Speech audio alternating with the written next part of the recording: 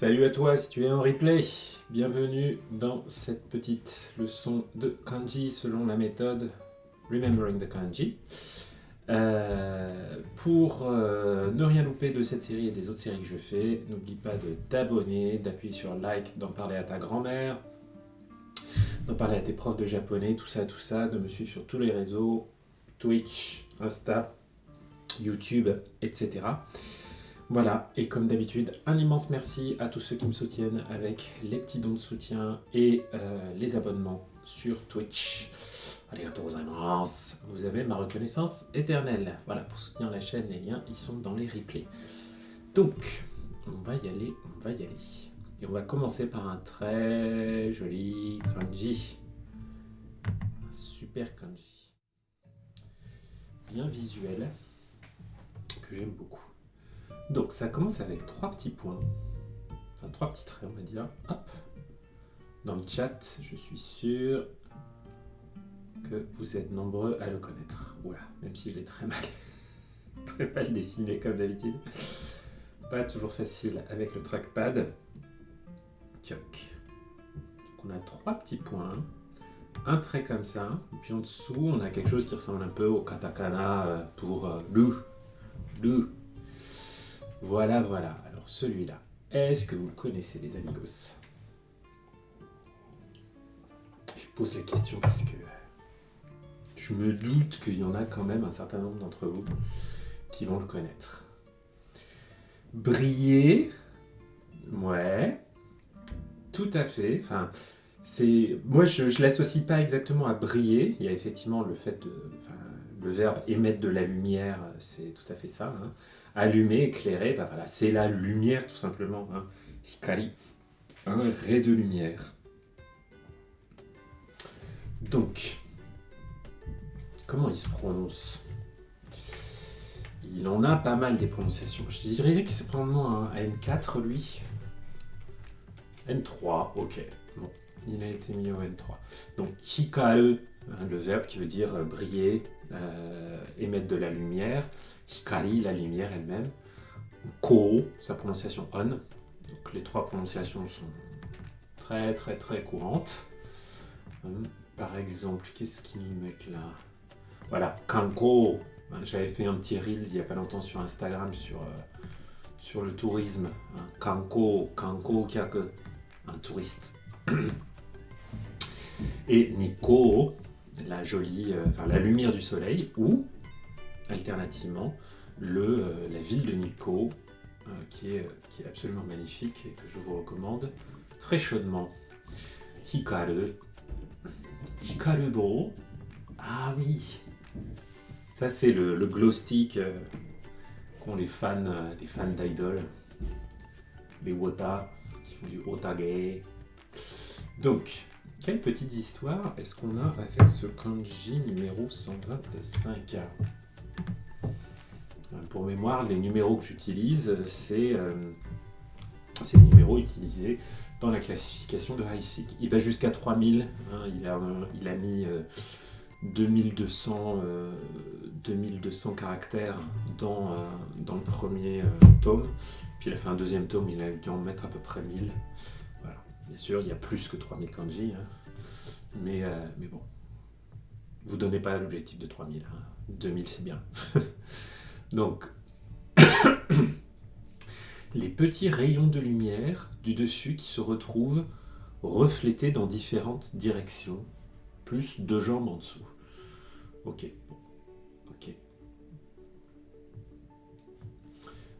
Il y en a un qui imagine que les raies de lumière, c'est pas des ondes, mais c'est fait avec des petits photons, parce qu'effectivement, hein, c'est comme le kanji pour petit, là-haut, les 3 traits.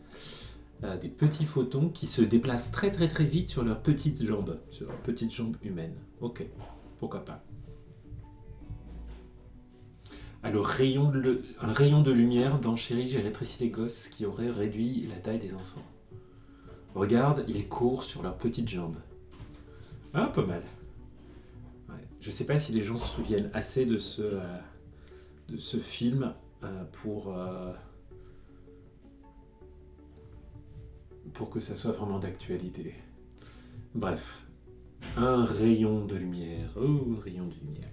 Le suivant aussi, il est assez courant. Donc je pense qu'il y en a certains d'entre vous qui vont le connaître. C'est probablement du N3 aussi. Donc, c'est exactement comme le kanji pour grand. Hein, oki, dai. Non, je l'ai vraiment trop mal fait. Là. On va essayer de faire un trait un peu plus horizontal. Voilà. Mais j'y arrive pas. Pourquoi j'arrive pas à faire de l'horizontal aujourd'hui? Ok, là c'est un peu mieux. Tchac. Hop. Donc j'ai mon kanji grand. Et je vais lui rajouter une petite goutte là. Juste qu'il fait en 2 fois. Ah là, il ne me réussit pas aujourd'hui. Donc qu'est-ce que c'est que ça? Un truc grand avec une petite goutte entre les jambes. Oh, il me le reconnaît même pas. C'est très vexant. Et oui, elle essaye que gros. Le toy.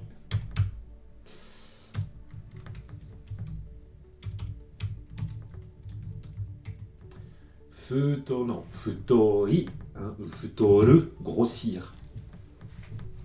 Tai ou ta en lecture on, niveau N3, effectivement. Le mot-clé qu'a mis Heisig, c'est plump, qui en anglais veut dire dodu, hein, un peu grassouillé. Voilà. Vous le retrouvez dans Taiyo, le soleil, Taiko, Taiko no Tatsujin. Tout à fait, avec le soleil, on est sur le thème du beau temps. Ouh là là, qu'est-ce que c'est ça? Karuta, ah oui, mais avec ce kanji là, ok. Hein, futoi, futoru, c'est vraiment les mots-clés associés à ce kanji. Je crois aussi que Gobusata. Ouais, c'est. Ah non, c'est pas celui-là. Je suis trompé. Ok, donc, notre petit numéro 126. Il est grand et il a une petite goutte entre les jambes, et tout ça, ça fait quelqu'un de dodu, quelqu'un de grassouillé. Ok, là j'ai pas compris. Ah oui, il parle du tie-dye. Pareil. Mauvaise histoire, ne cherchez pas à en mettre trop dans vos histoires. Hein. Faites des choses qui vous permettent de se retenir le sens, pas la prononciation. Vous allez vous faire mal au bide. Alors, vous voyez là, ceux qui sont masqués, hein, je rappelle, j'utilise Kanji Gohi pour qui a une banque d'histoire mnémotechnique qui permet de trouver l'inspiration, si vous n'en avez pas, pour vous en créer pour vous. Il y en a certaines qui sont cachées par défaut parce qu'elles sont un petit peu limite. Hein, c'est un petit peu suggestive. Pour vous, pour vos histoires, c'est nos limites. Hein. Vous mettez ce qui vous parle à vous. Si ce qui vous vient, c'est un truc absolument dégueulasse, mais que ça vous permet de le retenir, c'est formidable. Gardez-le. Ok? Attends, oh, j'ai un petit souci de lumière. Voilà. Ça change tout. Ça change tout. Donc, une grosse personne avec une grosse goutte d'eau qui lui goûte entre les jambes parce qu'il est très gros et peut-être qu'il est en train de courir un marathon. Ok. C'est sûr que vu le kanji, oui, comme tu dis, crotte, effectivement. On a un truc entre les jambes avec une goutte, bon, ça peut vite virer sexuel ou pipi caca. Si ça marche pour vous, c'est bien. Hein? Ouais. Le chien dodu a fait tomber sa queue entre les jambes. Ouais, bon, ok. Après, je vais pas rester trop longtemps parce que je pense que sinon ça va vraiment partir en live celui-là. Donc, le suivant, je l'aime bien.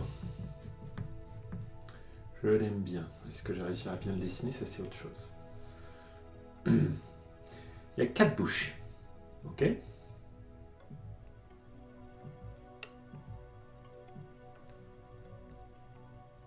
D'abord, on dessine les 2.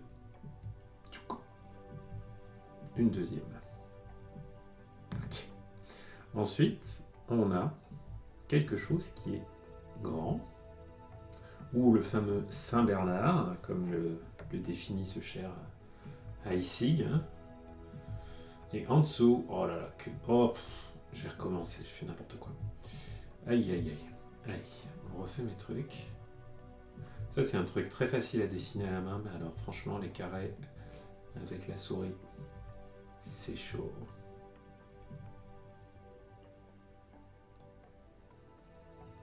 Ok, Isaac Success Gaming. Bienvenue. Et attention. Un outil, salut Darnida Fox. Ouais, on est là. Hop. Un ustensile pour être précis. Est-ce qu'on a un autre kanji pour outil? Le gu de dogu. Donc, nos 4 bouches avec au milieu une espèce de grand truc. Saint-Bernard, voilà. Yes, on y est. Toc. L'ustensile, oula, vaisseau, réceptacle, implémentation, instrument, capacité, conteneur, outil. On trouve l'outil. Un set, un ensemble. Voilà. Il est sympa, il n'a pas beaucoup de prononciation. Utsuwa Uki. Ils nous le mettent en N1. Je trouve ça un peu bizarre. Moi, je l'aurais mis plutôt en N2 celui-là. Utsuwa, c'est souvent effectivement un réceptacle, un conteneur. Et Ki, sa lecture on. Donc qu'est-ce qu'on va avoir? Ah voilà, Jiki, la porcelaine. Hoki, un trésor. Excellent. Et Utsuwa, Kibutsu. Le calibre aussi avec Utsuwa. Intéressant. Je savais pas trop. Celui-là, je l'aime bien parce que je trouve qu'il se... Enfin voilà, des kanji comme ça avec 4 bouches, il n'y en a pas beaucoup. Donc ça, voilà, visuellement, il se distingue pas mal. Donc si vous êtes comme moi assez visuel, je trouve que c'est un kanji assez facile à mémoriser. Après, quelle histoire on peut se mettre entre 4 bouches et un grand Saint-Bernard? Alors, 4 bouches autour de la table. Elles font taper leurs ustensiles jusqu'à ce qu'il y ait un grand repas qui soit placé au centre de la table. Ah, intéressant. Jolie scène, ouais. Imaginez les bouches dans le sens bouche à nourrir, quoi. Avoir 4 bouches à nourrir. Ouais, bah souvent, enfin surtout qu'il y a, voilà, Shokki, hein, j'avais fait aussi un Reels là-dessus il n'y a pas longtemps, sur tout ça, les couverts, voilà, les couverts.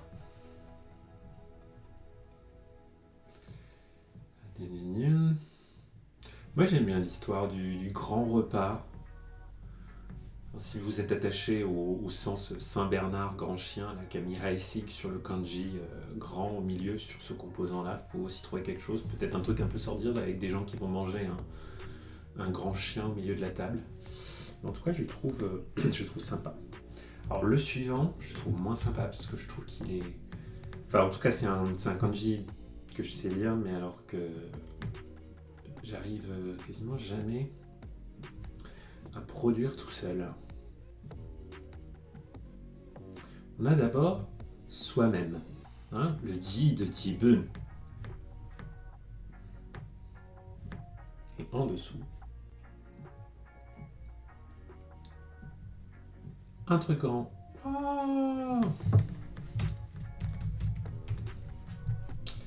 et ça veut dire ça pue. Que ça aille. Ça pue. Il peut aussi avoir la prononciation de nioi, niou, qui veut dire l'odeur. Déjà, une odeur, en japonais, c'est pas très positif, hein, avec le terme nioi, niou. Mais alors, si en plus vous utilisez ce kanji-là, c'est clairement une mauvaise odeur, la puanteur. Kusai, quelque chose qui pue. Et sa prononciation on, c'est shu, comme dans... Attendez, j'avais oublié, c'est quoi ce genre? Roshu.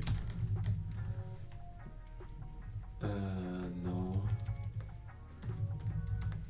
Je crois que j'avais vu un truc comme ça une fois. Je confonds peut-être, mais un truc qui voulait dire, en gros, l'odeur caractéristique désagréable des vieilles personnes qui ont des vêtements un peu vieux, qui les lavent peut-être pas assez. Shu, donc voilà, c'est une odeur, quelque chose qui sent pas bon. Shukaku, l'odorat. Ils nous le mettent en N1, ouais, bah clairement. Taishu, l'odeur corporelle. Ishu, une mauvaise odeur. Kusai. Ah, il n'y avait pas un truc. Attendez, j'essaie de regarder.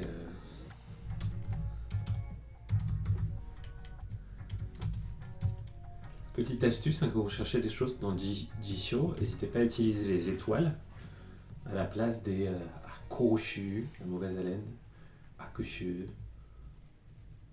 Alors, qu'est-ce qu'il y a? Taishu, ouais. Fushu, Dashu, Ishu, Mushu, Oshu, Gekishu. Ah, Waki. Waki, c'est les aisselles.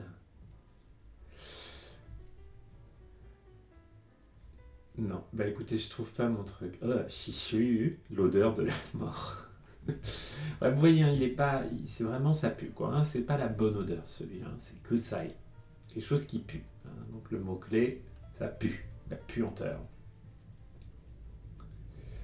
Donc le grand, tététium, le grand chien lève son nez. Pourquoi ils mettent nez? Ah, parce que ça ressemble un peu au kanji nez, ouais, mais pas beaucoup. Pour identifier l'origine de la mauvaise odeur. Alors, j'ai lâché une grosse caisse, ça pue. Ouais, bon. Ah, et là, il l'a fait un peu en mode méta, genre avoir un grand ego, parce que ça, c'est soi-même. Hein, donc, l'ego, avoir une haute idée de soi, une grande idée de soi, ça pue. Moi, je l'avais pris un peu dans un sens visuel, celui-là, parce que comme il y avait le soi-même en haut, je trouve que ça faisait un peu un bonhomme avec une tête, donc effectivement, et je pensais à quelqu'un qui effectivement tendait les bras et qui avait des odeurs dégueulasses qui sortaient de ses aisselles. Donc voilà, Kusai. À une époque, les Japonais avaient peur d'avoir une pénurie de riz et avaient commencé à importer du riz. Parce que le Japon n'est pas autosuffisant sur grand chose au niveau alimentaire, mais quand même pour le riz, oui. Et ils avaient. Voilà, il y avait un risque de manque. Donc, ils avaient importé du riz étranger. Et ça avait fait un peu scandale parce que. Fierté nationale et tout. Et puis surtout, le riz étranger, le riz basmati et surtout le riz thaï, c'est un parfum. Là où le riz japonais n'a pas de parfum particulièrement. Enfin, il a un parfum vraiment très très discret. Et les Japonais n'aiment pas trop le riz parfumé. Hein. Ils vont dire que c'est. Justement, ils vont vous dire que c'est kusai.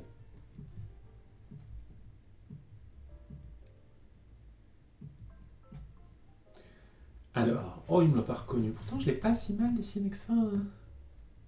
Vous voyez, hein, donc là, on a kusai, on a la mauvaise odeur, et à gauche, on a la bouche. Qu'est-ce que ça veut dire, ça? Alors, attends, il ne toujours pas.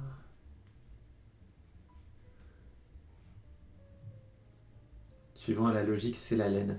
Bah écoute, si on avait les deux kanji séparés, ça serait la laine, hein, effectivement, parce que tu as ko-shu. Ah, qu'on a vu, hein. Bah que tu as encore derrière, là je vais être ko-shu. Mais non, là en un seul kanji, ça veut dire autre chose.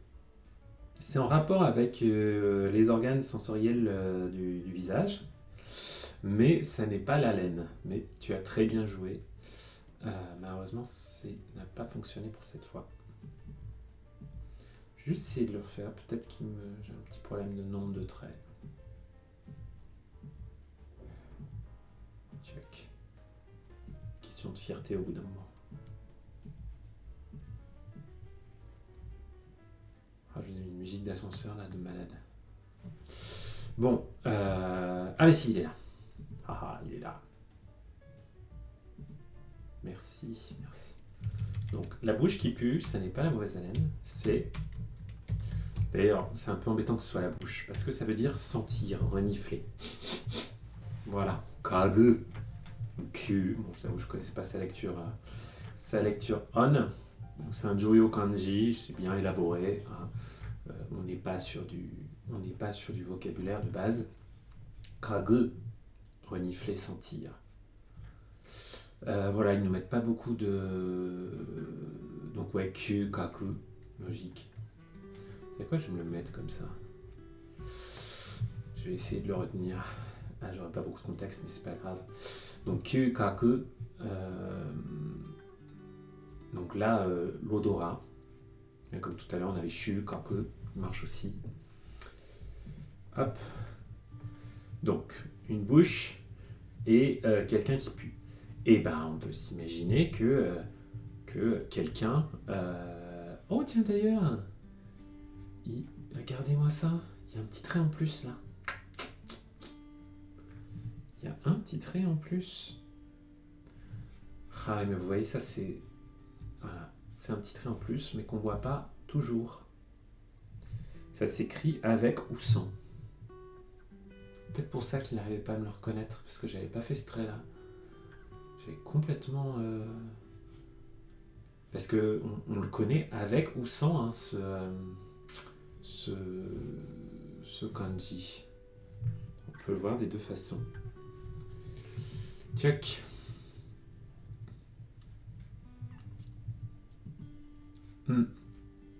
Ah, t'avais vu ça aussi avec Otsuwa, le Dessaker. Donc là, on a le chien qui renifle, hein, peut-être voilà, qui renifle la laine de quelqu'un. Vous pouvez garder l'idée de la bouche qui pue, mauvaise haleine.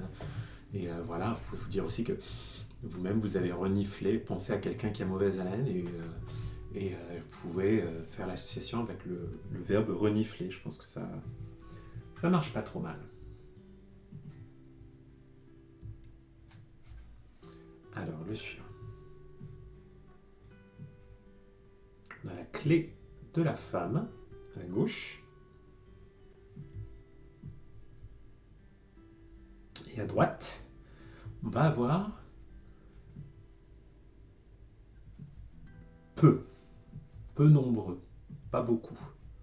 Si vous les mettez à l'envers, hein, vous utilisez les kanji plentai, là, donc là, ça se fait shou, et ça c'est jo, ça fait shoujo, une jeune femme. Mais non, là, c'est pas une jeune femme.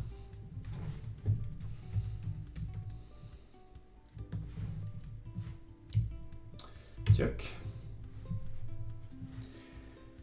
Ça veut dire quelque chose qui est alors exquis ou un peu bizarre. Hein. Faut bien faire attention en fonction du mot dans lequel il est utilisé, ce kanji. Ça peut avoir une connotation plutôt positive ou plutôt négative. Prononciation kuntai. Je n'ai jamais vu ça. Je ne sais pas ce que ça veut dire. Tai naru hirabe. Oh là là. Tai naru exquis. Je ne connais pas ce mot. Non, sinon c'est surtout le myo qu'on connaît. Bio aussi, mais surtout myo. Kanji N1, effectivement, on est dans quelque chose d'assez avancé. Donc myo, ça veut dire voilà, quelque chose d'un petit peu bizarre. Mais vous voyez, ça peut avoir une connotation aussi positive. Par exemple, myo-an, c'est une bonne idée. Est-ce qu'on a kimyo aussi, qui est avec ce kanji qui veut dire bizarre. Hein, kimyo ni. Mais bimyo, pardon. Bimyo, en revanche, c'est plutôt positif, parce que c'est quelque chose... Alors, soit ça peut vouloir dire délicat, comme une situation délicate, difficile, mais c'est aussi quelque chose de raffiné, vous voyez. Donc ce myo-là, il est vraiment subtil. Hein. En fonction du contexte, ça peut être plutôt positif ou plutôt négatif. Donc le mot-clé qu'a mis Isaac, c'est positif, donc c'est exquis.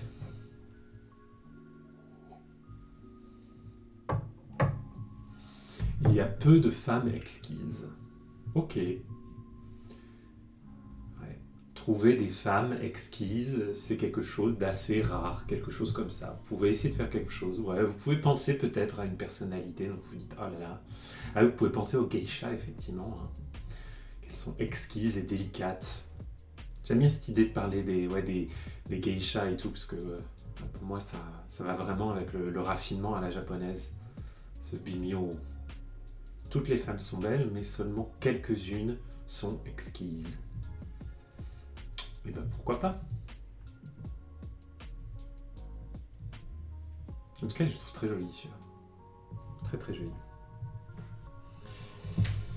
Alors le suivant, c'est un kanji que j'aime pas beaucoup, parce qu'il a des sens, il a vraiment une palette de sens qui est un petit peu emmerdante, je trouve. Il y a 3 sens différents, vraiment très différents que régulièrement je suis là, mais c'est le même kanji pour ces 3 sens-là, c'est emmerdant. Donc on a pas beaucoup et en dessous on a l'œil. Ok, peu nombreux et en dessous on a l'œil. Donc pas beaucoup d'œil. Ok, pas beaucoup d'yeux. Qu'est-ce qu'on va pouvoir se mettre comme sens là-dessus?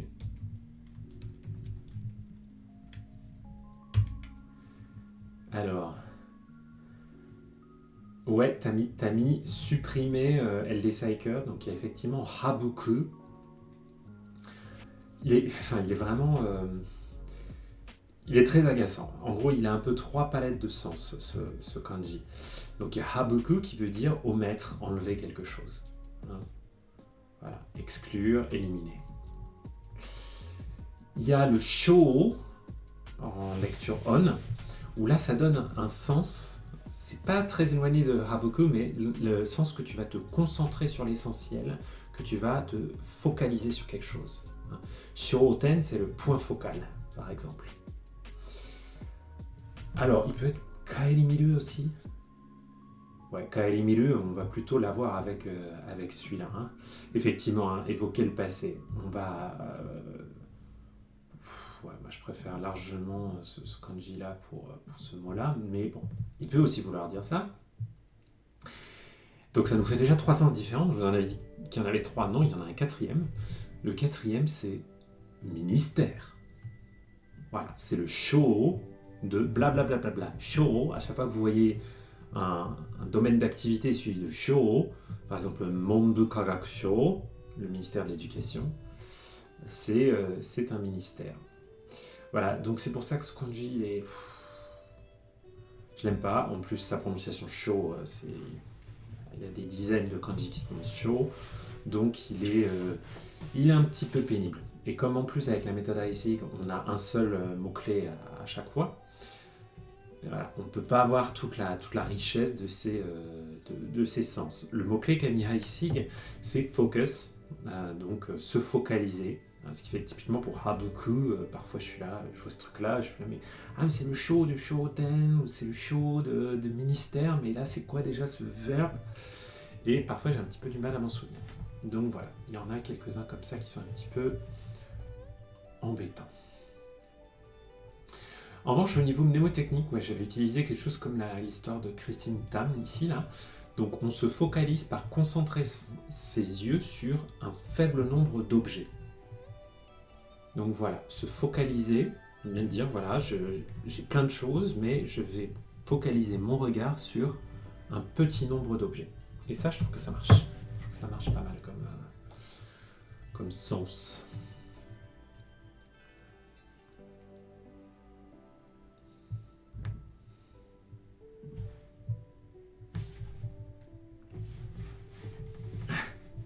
Le suivant, c'en est un qui m'a permis d'apprendre le mot semelle compensée. Eh oui. Eh oui, eh oui. Donc, on a notre falaise, hein, puisque ça c'est la falaise dans cette méthode. Ensuite, on a le soleil, le jour. Oula, que j'ai très mal dessiné. Ce qui va le reconnaître. Et en dessous, on a un petit enfant. Un kodomo. Est-ce qu'il me l'a reconnu? Oui, Downey, c'est épée, tout à fait.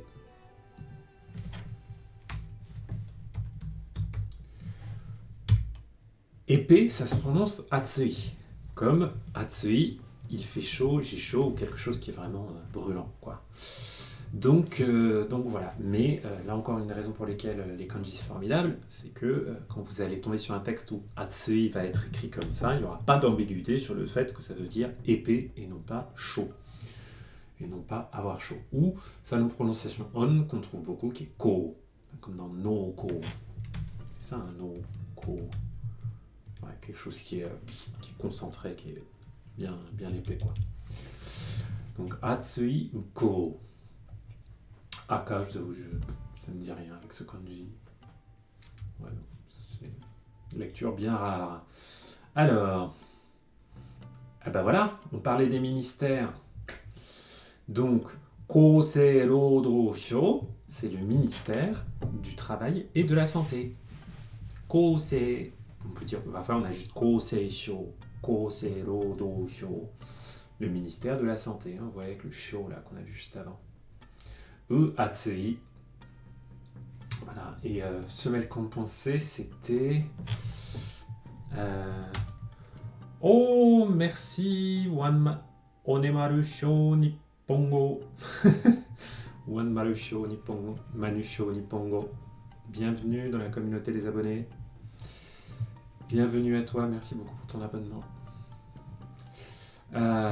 Donc c'était quoi? Ah oui, c'était Atsuzoko, si je dis pas de bêtises. Voilà, Atsuzoko, c'est enfin, c'est pas... Voilà, c'est des chaussures avec une très très grosse semelle. Très très grosse semelle.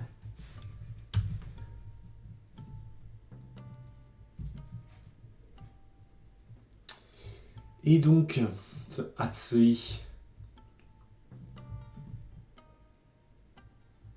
épais, hein, pour le coup, là il n'y a pas d'ambiguïté sur son sens. Donc là, ok, l'idée que la falaise, les murs épais de la falaise protègent les enfants du soleil. Ok. À Sparte, on lance nos enfants du haut de la falaise. Et ok. Et s'ils survivent, on estime que... Alors, thick skin, il n'y en a pas d'expression. Enfin, on estime qu'ils sont suffisamment solides pour être incorporés dans l'armée. Ok.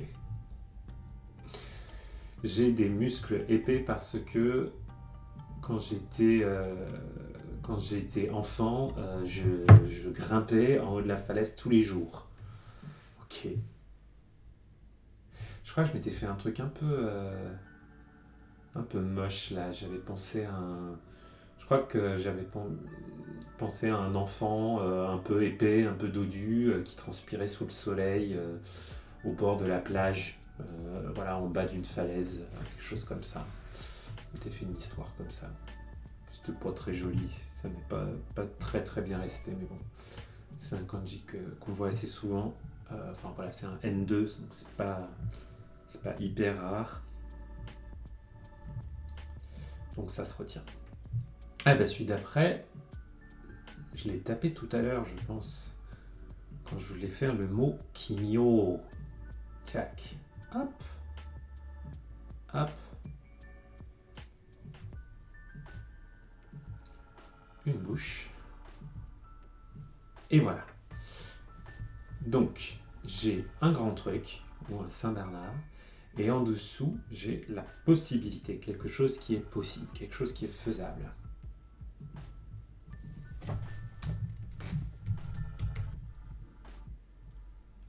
Ah.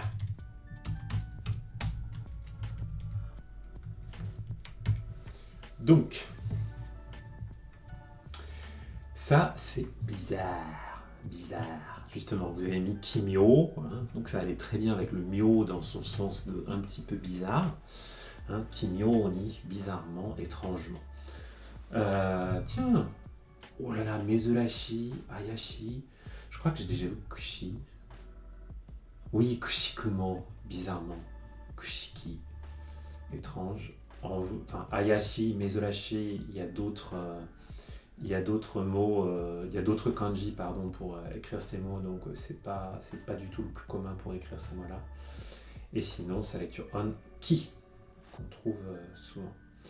Donc, ils nous ont mis le kirei, mais kirei, c'est plutôt c'est un autre.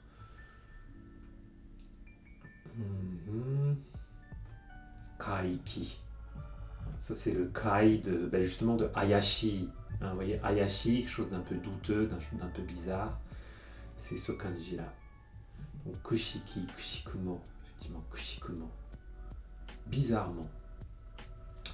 Ça se voit. Je crois que je m'étais fait une histoire avec un film d'horreur ou je sais plus quoi. Ouais, je m'étais fait une histoire liée à un film d'horreur, je sais plus laquelle, pour essayer de m'en souvenir, celui-là.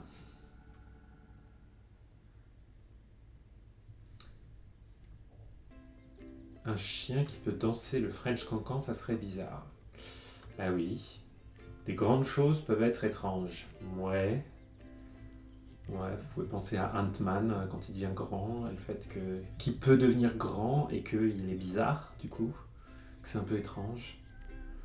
Ouais, on peut penser peut-être à un truc de super-héros, par exemple, quelqu'un qui aurait le pouvoir de devenir plus grand, et on peut le trouver bizarre, comme dans les X-Men où les pauvres mutants se retrouvent ostracisés.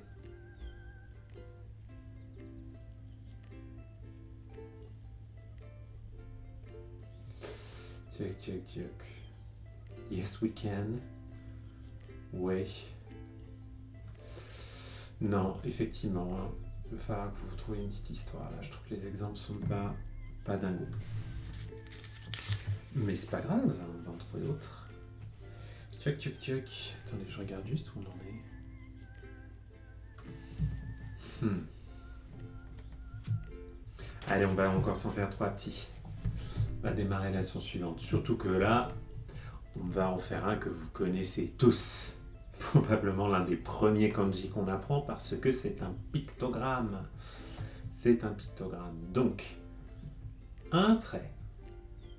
Mais on l'a pas encore vu. Hein. C'est ça la beauté de la méthode Isaac, c'est que parfois, on se dit putain, mais je suis au kanji 500 là, et celui-là que je connais pourtant, je l'apprends seulement maintenant. Ben ouais. C'est pas lié à la fréquence des kanji. C'est lié à la méthodologie d'apprentissage de leur composé écrit.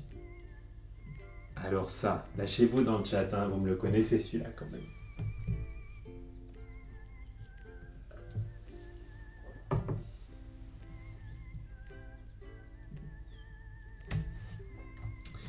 Bravo le Shaker, évidemment c'est la rivière.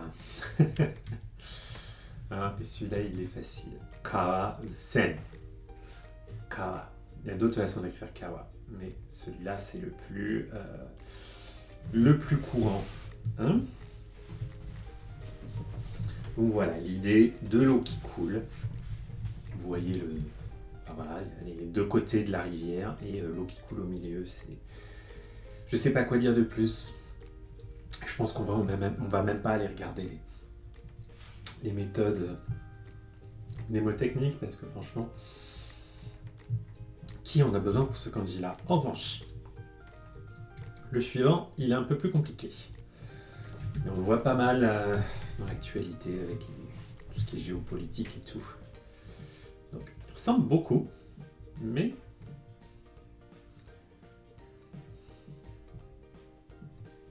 il est un peu plus compliqué. Yes. Ça marche quand même pas trop mal, même si parfois ça marche pas. Une province, tout à fait, une province, un état. Bref, pas un grand pays, hein, mais une subdivision, une région. Tchoc. Su, ou le plus souvent c'est Shu, hein, on va le voir prononcé comme Shu. Niveau N2, why not? Ça pourrait pu être voilà. Donc typiquement, un état des États-Unis, ça va être le suffixe. Vous allez avoir par exemple Arizona Shu. Hein, Arizona Shu. Hey, c'est bien Darnay. Toujours bien de réviser, je le dis souvent, c'est plus important de réviser que d'apprendre des nouvelles choses.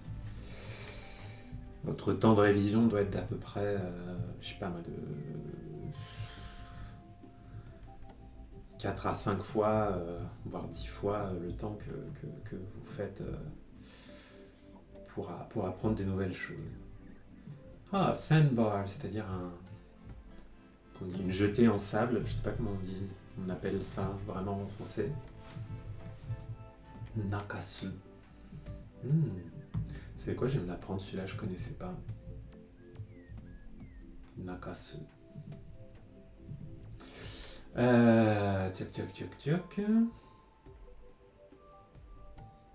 Bon bah voilà. Alors, quelle petite histoire rigolote on peut se trouver pour celui-là? Eh bien, Nida Fox, je trouve que tu as très bien utilisé l'emoji Oshiri Tante. J'allais dire Oshiri Sensei. Oshiri Sensei qui serait un mix de Oshiri Tante et voilà. Oui, le combo Anki Haisig. Tu te donnes combien de temps pour faire toute la méthode d'Arnie? Ça m'intéresse. J'aime bien savoir comment les gens font. Donc ouais, parfois dans ma tête je confonds Oshiri Tante et Unko Sensei. Unko Sensei c'est mon professeur crotte, c'est autre chose. Donc, ça on va pas le regarder, voilà, celui-là on va le regarder. Un état. 3 petites îles dans la rivière et qui sont devenues un état indépendant. Ah, c'est pas mal ça, vous pouvez... Ouais, j'aime bien cette idée. Vous pouvez imaginer une étendue d'eau et au milieu de laquelle il y a des sortes de petites îles. Ah, bah entre 15 et 20 par jour, Darnie, si tu le fais tous les jours, tu vas mettre à peu près... tu vas mettre un peu plus de 4 mois. À la fin, tu seras sur les rotules, hein, mais tu verras que au bout d'une semaine à ne plus ajouter de nouveaux kanji, tu vas voir que heureusement, la quantité de cartes à faire tous les jours, elle va diminuer, quoi. Mais vers la fin, tu vas en avoir beaucoup. Hein. Tu vas te retrouver avec des journées où tu vas devoir te faire 300, 400 cartes. Ça va être un peu dur, mais heureusement, ce sera aussi les journées où tu verras le bout du tunnel. Donc, je suis un état. J'aime bien cette idée, voilà, faut imaginer, je sais pas moi, les îles anglo-normandes qui voudraient devenir un État indépendant, ou tous les conflits territoriaux qu'il peut y avoir sur des petites îles, les Ryukyu, sur tous les conflits qu'il peut y avoir, voilà, les Malouines, j'en sais rien, quoi. Et ben j'aime bien avec cette idée que même si, bon, c'est plutôt au milieu de la mer, mais pas au milieu d'une rivière, voilà, l'idée que c'est des petits rochers au milieu de l'eau et que les gens... Ouais, mais Nida Fox, oui, ça va être laborieux, bien sûr, mais ça va...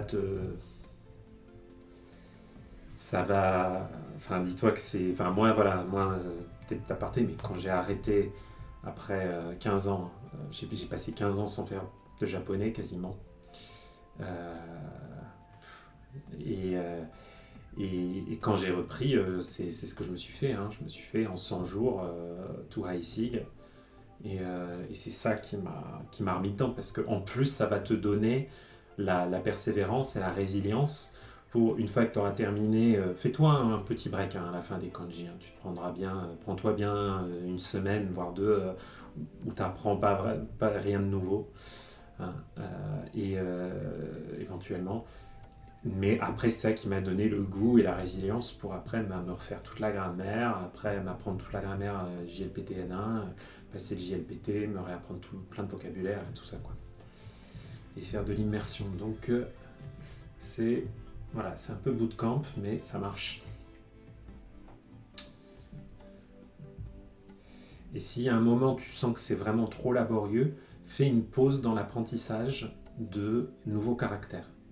Hein, vraiment, la variable d'ajustement, c'est la quantité de nouvelles choses que vous ingurgitez. N'ajustez pas la quantité de révision que vous faites, continuez à réviser sans arrêt, mais parfois si à un moment vous avez moins de temps ou que c'est trop dur, tout ça, apprenez moins de nouvelles choses. Voire n'apprenez rien de nouveau. Faites une petite pause dans l'apprentissage des nouvelles choses et ne faites que de la révision pendant un petit moment. Et ça, ouf, ça va vous permettre de digérer un petit peu tout ce que vous avez. En revanche, il faut vraiment faire de la révision. Donc du Anki, n'importe quelle méthode que vous avez, ce qui marche pour vous. Mais révisez. Hein. Donc là, on a. Comme je dis, je l'aime pas beaucoup, parce que je le confonds souvent avec plein d'autres. On a la rivière et à droite, on a la tête. Un tama, tête. Et effectivement, obéir. Donc moi, je sais plus ce que je m'étais dit. Je m'étais dit, genre, j'avais pris un sens figuré, genre la tête, c'était le commandeur. Enfin, c'était quelqu'un qui était à la tête du régiment. Eh ben, t'as raison, Crotin. En faire tous les jours, c'est très très bien. Voilà, c'est ce que je veux dire hein, quand je dis de ne pas vous arrêter, ou vous n'êtes pas obligé de quantifier tout ce que vous faites du tout. Moi, voilà, c'est ce qui est quantifié, c'est uniquement ce que j'ai dans Anki. Mais ouais, réviser tout le temps. Donc, moi, l'idée que je m'étais faite, c'était que c'était quelqu'un qui était à la tête du régiment, genre le chef du régiment, le grand chef, qui ordonnait à ses troupes de traverser la rivière. Voilà. Et du coup, il devait obéir. Voilà. Lui, il n'a qu'une seule prononciation, Jun. Là où je dis que j'aime pas, c'est que il y en a d'autres qui ont un sens un peu proche, notamment non, voilà, ce Jun là. Non, c'était dans quoi déjà? Ouais, du Jun. Donc ouais, souvent j'oublie un peu celui-là. Mais c'est pas grave, ça veut dire obéir. Hein, qui se prononce Jun.